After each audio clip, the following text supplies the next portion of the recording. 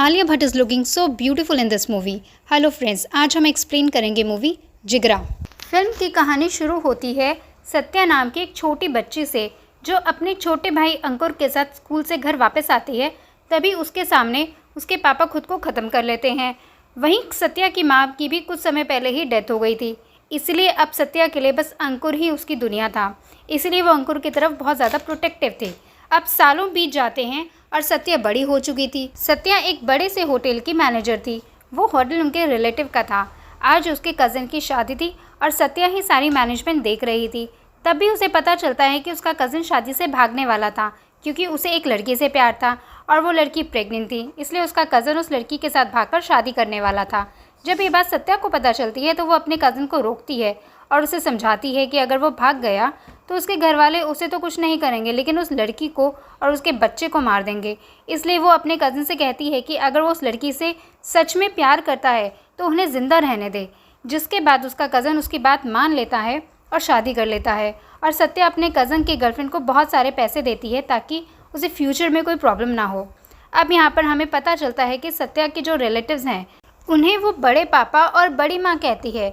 वैसे वो लोग कहते तो हैं कि सत्या और अंकुर उनकी फैमिली का ही हिस्सा हैं, लेकिन उनकी बातों से पता चलता है कि उन्हें सत्या और अंकुर से कोई खास लगाव नहीं था। जिसके बाद सत्या भी शादी के लिए तैयार हो जाती है और उसके कज़न की शादी हो जाती है। अब सत्या देखती है कि शादी में अंकुर नहीं आया था, इसलिए वो अंकुर के पास जाती है। एक्चुअली अंकुर को कोडिंग में बहुत इंटरेस्ट था और वो उसमें काफ़ी अच्छा भी था, इसलिए वो चाहता था कि वो अपने दूसरे कज़न कबीर के साथ मिलकर कोई बिज़नेस स्टार्ट करे। लेकिन सत्या को कबीर बिल्कुल भी पसंद नहीं था, क्योंकि उसे पूरा यकीन था कि कबीर एक बिगड़ा हुआ लड़का है। इसलिए वो अंकुर से कहती है कि वो कबीर से दूर रहे। अब ये बात सुनकर अंकुर नाराज़ हो जाता है, क्योंकि सत्या उसके लिए काफ़ी ज़्यादा प्रोटेक्टिव थी, जिसकी वजह से अंकुर को इस बात से बहुत तकलीफ़ होती थी। अब ये देखकर सत्या भी समझ जाती है। जिसके बाद वो अंकुर से कहती है कि अगर उसने उसे बास्केटबॉल मैच में हरा दिया तो वो कबीर के साथ बिजनेस कर सकता है। जिसके बाद वो दोनों बास्केटबॉल खेलने लगते हैं और सत्या जीत जाती है, लेकिन फिर भी वो अंकुर को जाने देती है, क्योंकि अंकुर का बहुत मन था। अब अगले दिन कबीर अंकुर से मिलने जाता है और वो उसे अपने पापा के पास लेकर जाता है। अब बड़े पापा को भी अंकुर का काम अच्छा लगता है, इसलिए वे उनके लिए एक नया बिज़नेस स्टार्ट करने वाले थे और इसी की मीटिंग करने के लिए उन्हें एक दूसरे कंट्री में जाना था। अब ये बात सुनकर सत्या काफ़ी अपसेट हो जाती है, क्योंकि उसे अंकुर की बहुत ज़्यादा फिक्र थी। लेकिन वो अंकुर को मना नहीं कर सकती थी, क्योंकि अंकुर के फ्यूचर का सवाल था। लेकिन सत्या उससे समझाती है कि उसे बस अपने काम पर ध्यान देना है, बाकी कुछ भी नहीं करना। जिसके बाद अंकुर फाइनली कबीर के साथ मिलकर दूसरी कंट्री चला जाता है और वहाँ पर वो दोनों काम पर भी ध्यान देते हैं। लेकिन कबीर का ध्यान पार्टी की तरफ बहुत ज़्यादा था।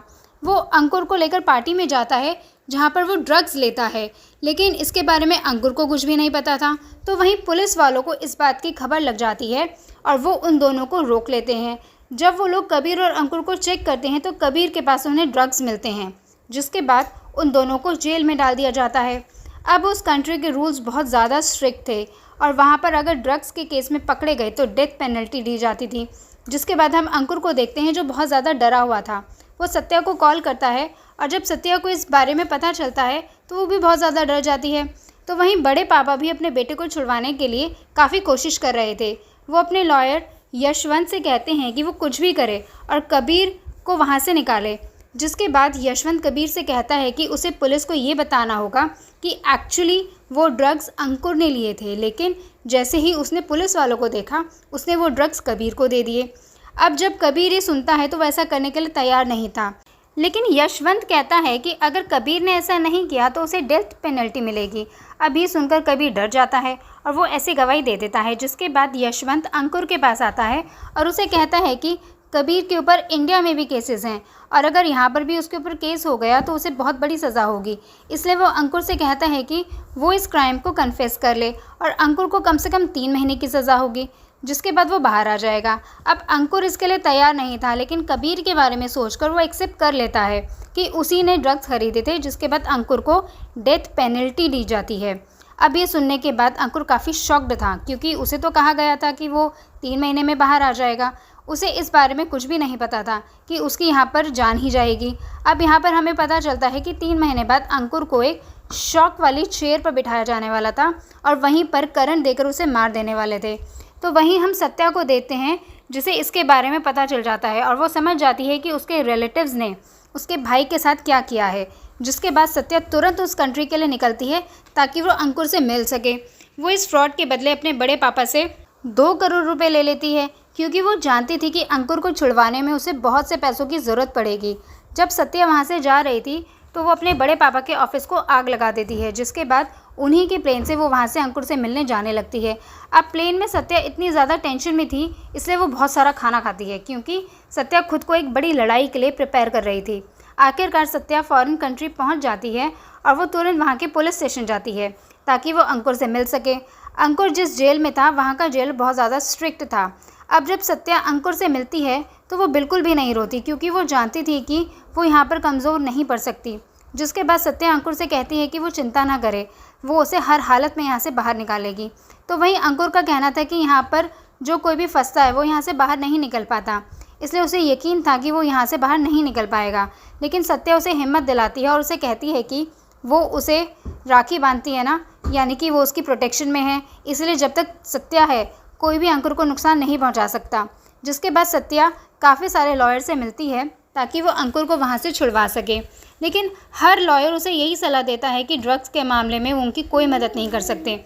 लेकिन एक लॉयर सत्या से कहता है कि वो अंकुर को छुड़ा नहीं सकता, लेकिन इतना कर सकता है कि अंकुर ज़िंदा रहे। अब सत्या इसके लिए भी मान जाती है, क्योंकि अंकुर को बाहर निकालने में उसे टाइम लगने वाला था। जिसके बाद सत्या रोज़ यही सोच रही थी कि वो अंकुर को किस तरह से बाहर निकालेगी। तभी उसकी मुलाकात एक भाटिया नाम के आदमी से होती है, जिसका बेटा भी जेल में था। उसके बेटे का नाम टोनी था और वो भी गलत संगत की वजह से अंदर फंस गया था। भाटिया ने काफ़ी कोशिश की थी वो अपने बेटे को बाहर निकाल सके, लेकिन वो कुछ भी नहीं कर पाया था। इसीलिए अब उसने हिम्मत हार दी थी, क्योंकि अब वो समझ गया था कि वो कुछ भी नहीं कर सकता। लेकिन सत्या कहती है कि उसके होते हुए वो अंकुर को कुछ भी नहीं होने देगी। जिसके बाद भाटिया उसे एक सेशन में लेकर जाता है, जहाँ पर बताया जा रहा था कि अपने दिमाग को शांत कैसे रखना है। लेकिन सत्या अभी लेक्चर सुनने को तैयार नहीं थी। तभी वहाँ पर कुछ लड़के आते हैं और सबको धमकाने लगते हैं, लेकिन सत्या उनसे बिल्कुल भी नहीं डरती और उस लड़के को ही चोट पहुँचा देती है। ये देखकर भाटिया काफ़ी इम्प्रेस हो गया था, क्योंकि उसे लगा था कि सत्या काफ़ी कमज़ोर होगी, लेकिन सत्या बहुत ज़्यादा बहादुर थी। यहाँ पर हमें पता चलता है कि भाटिया पहले गैंगस्टर था, लेकिन अब उसने ऐसे सारे काम छोड़ दिए थे। लेकिन सत्या की हिम्मत देखकर उसके अंदर भी हिम्मत आ गई थी और वो सत्या से कहता है कि वो लोग उन्हें छुड़ा नहीं सकते, लेकिन जेल ब्रेक करके उन्हें उड़ा सकते हैं। अब ये सुनने के बाद सत्या भी बहुत ज़्यादा खुश हो गई थी, क्योंकि उसे भी अब उम्मीद की एक नई किरण मिल गई थी। लेकिन तभी हम देखते हैं कि उनकी सारी बातें मुत्त नाम का एक आदमी सुन रहा था और वो उन दोनों से कहता है कि वो दोनों इसके बारे में सोचे भी नहीं। यहाँ पर हमें पता चलता है कि मुत्त पहले एक पुलिस ऑफिसर था, लेकिन अब उसने अपना जॉब छोड़ दिया था। मुत्त उन दोनों से कहता है कि वो जेल ब्रेक करने के बारे में सोचे ना, क्योंकि उस जेल में सिक्योरिटी काफ़ी ज़्यादा थी, इसलिए ऐसा कुछ भी नहीं हो सकता। अब ये बात सुनने पर सत्या भाटिया से कहती है कि वे मुत्त के बारे में सारी जानकारी निकाले। जिसके बाद वो दोनों उसे वॉच करने लगते हैं और उन्हें पता चलता है कि मुत्त पहले पुलिस ऑफिसर था। उसने एक लड़के को ड्रग्स केस में पकड़ा, लेकिन बाद में उसे पता चला कि वो लड़का इनोसेंट था।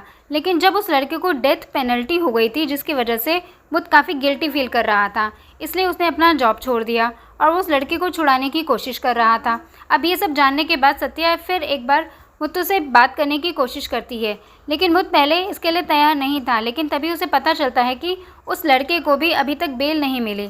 तो वहीं सत्या मुत्त से कहती है कि उन दोनों में फ़ाइट होगी, जिसमें अगर सत्या जीती तो मुत्त को उसका साथ देना होगा। अब इनमें दोनों में फ़ाइट होती है और सत्या जीत जाती है, जिसके बाद मुत्त उनके प्लान में शामिल हो जाता है। अब मुत्त पहले पुलिस ऑफिसर था, इसलिए उसे जेल के बारे में बहुत सारी नॉलेज थी और साथ ही उसे जेल के अंदर की बातें भी पता थीं।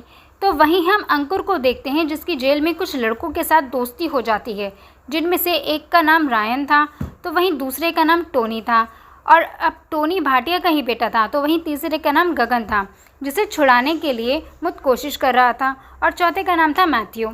इन लोगों में काफ़ी अच्छी दोस्ती हो गई थी और जेल में वो लोग हमेशा साथ रहते थे। रायन अंकुर को बताता है कि उसने एक बाथरूम में सुरंग निकाली है जो कि सीधा शहर में जाती थी। कुछ टाइम बाद वो सुरंग कंप्लीट हो जाएगी और वो लोग वहाँ से निकल पाएंगे।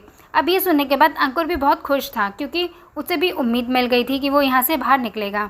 वो सभी लोग प्लान बनाते हैं कि जब उन्हें मेडिकल डिपार्टमेंट का काम दिया जाएगा तभी वो लोग वहाँ से भाग निकलेंगे।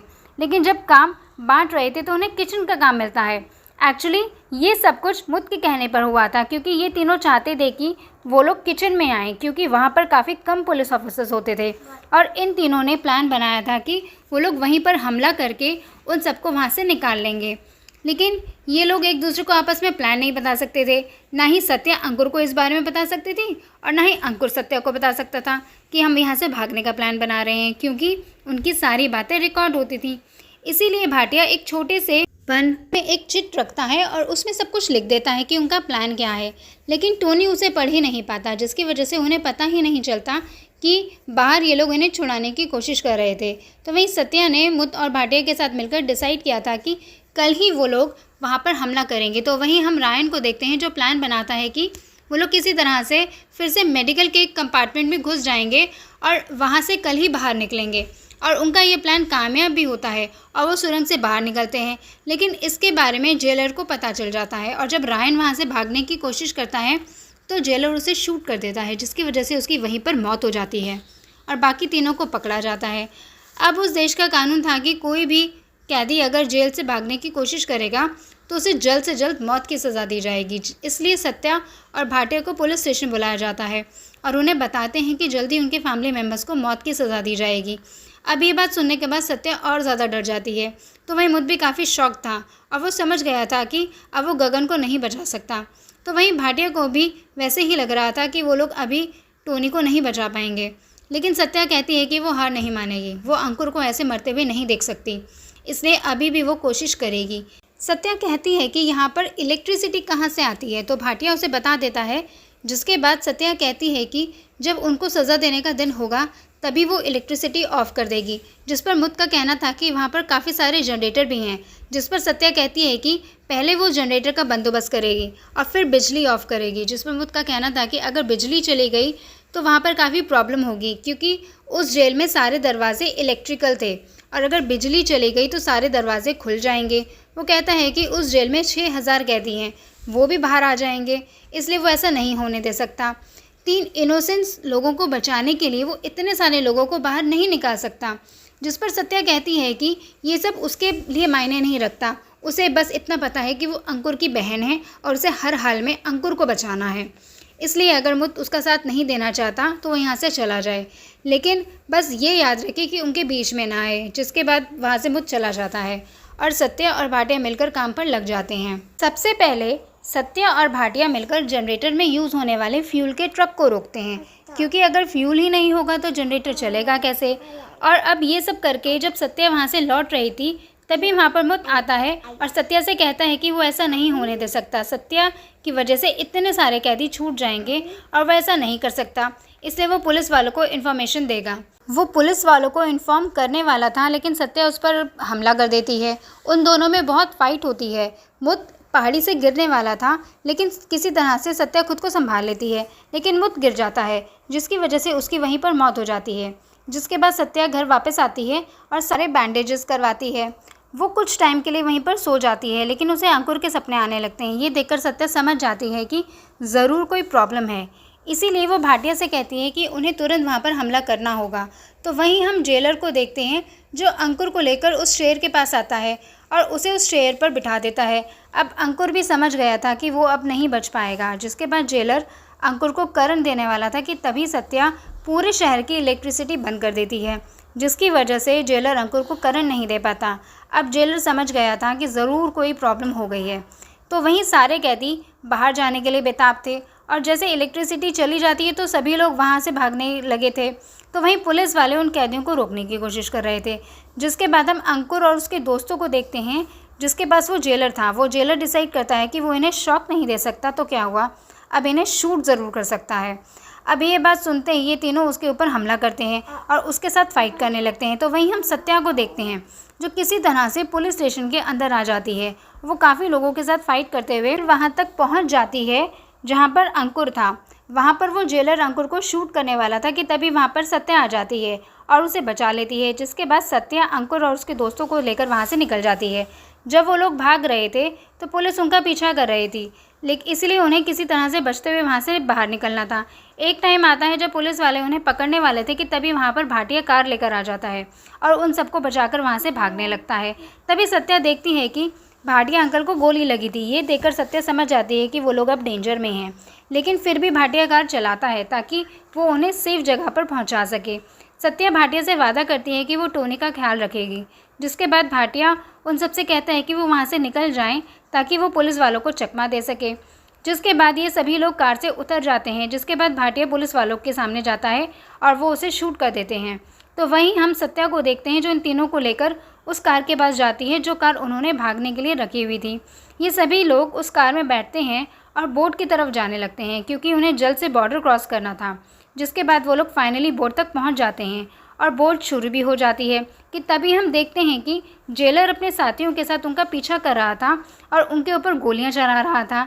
अब ये लोग किसी तरह से बचते हुए आगे निकल आते हैं, लेकिन एक टाइम ऐसा आता है जब सत्या को लगता है कि शायद अब वो और अंकुर दोनों ही ख़त्म हो जाएंगे, लेकिन तभी वे देखते हैं कि जेलर को नेवी ऑफिसर्स ने गोलियां मार दी थी क्योंकि वो लोग बॉर्डर क्रॉस कर चुके थे। एक्चुअली मुत ने अपने एक नेवी फ्रेंड से कांटेक्ट किया था और उसके साथ सारी सेटिंग कर दी थी। उसे काफ़ी सारे पैसे भी दिए गए थे ताकि जब वो लोग वहाँ पर आएँ तो वो उन्हें बचा सकें। लेकिन बाद में भले ही मुत उनके प्लान से आउट हो गया था, लेकिन उसका ये प्लान कामयाब हो गया था। अब वो ऑफिसर्स इन लोगों को बचा लेते हैं, जिसके बाद सत्या अपने भाई को लेकर अपने घर वापस आ जाती है। उसके साथ भाटिया का बेटा और गगन भी थे और वो लोग साथ में उस घर में रहने लगते हैं और इसी के साथ ही मूवी यहाँ पर ख़त्म हो जाती है। दोस्तों, आपको ये मूवी कैसी लगी आप कमेंट सेक्शन में कमेंट करके ज़रूर बताइएगा।